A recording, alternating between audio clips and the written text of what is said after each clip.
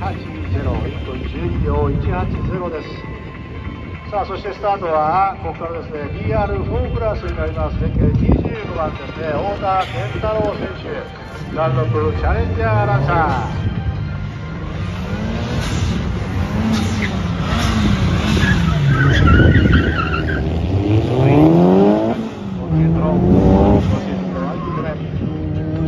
昨シーズンはミドル参戦1年目にしてチャンピオンを獲得し、今シーズンはチャンピオンシッ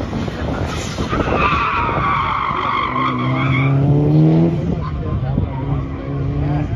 さあ、太田健太郎ミドルも初戦ワンシーズンでね、クラッシュは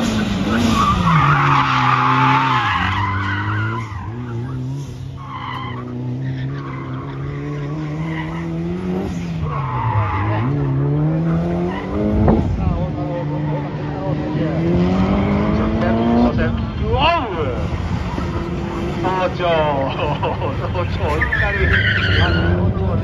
生ですが、吉田隆夫選手いきなり前の一本となりました。さ